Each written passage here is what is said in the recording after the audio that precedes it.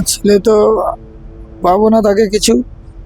এখন এই বডি নিতেই এসেছি, কত আশা নিয়ে গ্রাম থেকে এসেছে, আজকে তার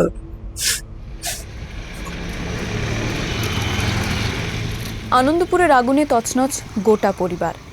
গ্রাম ছেড়ে কাজের খোঁজে শহরে এসে চিরকালের মতো হারিয়ে গিয়েছে দুজন। ঘটনার ২৭ দিনের মাথায় ছেলের খোঁজ পেলেন নিরঞ্জন মণ্ডল। ভাইয়ের হদিশ তবু পেলেন না। আমার ছেলে আমার ভাই দুজন যে কাজ করতো, দুজনে, বয়স কত? ছেলের বয়স 19-এ চলছে, ভাইয়ের বয়স 39। ছেলের প্রসেসিং হয়ে গেছে, ভাইয়ের এখনো প্রসেসিং হয় না। নিখোঁজ এখনো অনেকের মতেই খাঁ খাঁ চোখে তাই ঘুরে বেড়াচ্ছেন নিরঞ্জন। ২১ ফেব্রুয়ারি কাঁটাপুকুর মর্গের সামনে উদ্বিগ্ন মানুষের ভিড়। আনন্দপুর অগ্নিকাণ্ডে মোট ২৭ জনের নামে নিখোঁজ ডায়েরি হয়েছিল। তার মধ্যে ১৮টি দেহাংশ শনাক্ত হয়েছে। ৯টি দেহাংশের খোঁজ এখনও অধরা। নিরঞ্জনও তাই খুঁজে চলেছেন তাঁর ভাইকে। ভাইয়ের সাথে কথা আছে বৌমার সাথে, তার ছেলের সাথে, যে কচি আজকে টাকা দিচ্ছে এই রাত্রি 9টা নাগাদ, এখন বলছে ছুটি হয়ে গেছে কাজে, এই জন্য এত রাত্রে ঘর ও গেলে 30-45 মিনিটের মধ্যে চলে যেত। খড়দহতে থাকে, খড়দহ রেলওয়ে স্টেশন কলকাতা, ওখানে ছেলে পড়তে থাকে, হিন্দু স্কুলে পড়ে, ওখানে ফার্স্টও হয়েছে, ও রামকৃষ্ণ মিশনের চান্স পাচ্ছে, ডাক্তারি পড়াবে, কত আশা নিয়ে গ্রাম থেকে এসেছে, আজকে তার ভাই খাতায় কলমে নিখোঁজ। ছেলের দেহাংশ নিতে এসে বারে বারে বাবার মনে পড়ছে পুরনো কথা। ওকে পড়তে বলছিলাম, গুজরাট গিয়েছিল, এসি ট্রেনে, এসিতে গেছে, আমি আবার নামতে পারেন ট্রেন থেকে, আমি ফ্লাইটের টিকিট বলছি, আমি তুই এখান থেকে পালিয়ে যা, বাবার কাছে সার্টিফিকেটটাই বড়, রেজাল্ট খারাপ করে একটু কম করছে বলে আমি পড়বো না। যাই হোক, সে এখন হয়ে গেছে দুর্ঘটনা। কি মনে হচ্ছে যে ওই দিন ও ব্যবসা করবে, যে আমরা ঠিকাদারি করবো না, আমরা নিজের হাতে কাজ ধরে ব্যবসা করবো, ফুলের কাজ, ডেকোরেশন। সব পরিকল্পনাই আপাতত আগুনে পুড়ে গিয়েছে।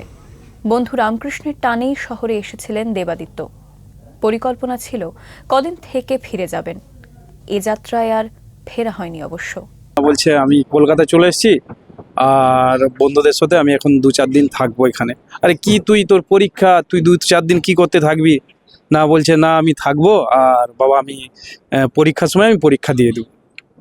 তারপরে বলার পর শেষ দিন যে 26 তারিখ, ওই দিন রাত্রি প্রায় 10টা 10:30 নাগাদও কথা হয়েছে। ওর বন্ধু হচ্ছে রামকৃষ্ণ, যার আজকে ম্যাচিংটা, ডিএনএ ম্যাচিংটা আজকে করেছে। কাজের টানেই শহরে আসা, ফেরা আর হয়নি, শেষ দেখাটুকু অধরা। স্বজনদের দেহাংশ আনতে এসে চোখের জল বাঁধ মানছে না আত্মীয়দের।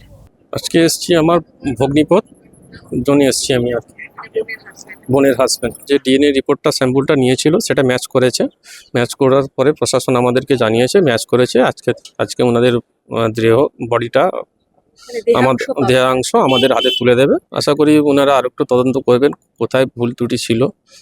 আচ্ছা, হারিয়েছি আমার ভগ্নি।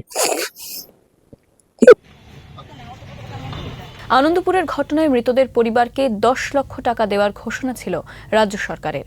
ইতিমধ্যে তা দেওয়াও হয়েছে। 10 লাখ টাকার বড় ম্যাটার নয়, মানুষের জীবন চলে গেছে, সব থেকে বড় কষ্টের বিষয়।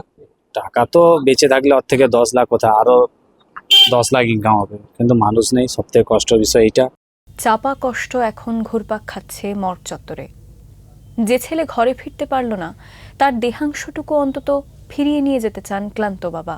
দুঃখিত, ভাইয়ের এখনো পাই না, একসাথে পেয়ে গেলে খুব ভালো হতো।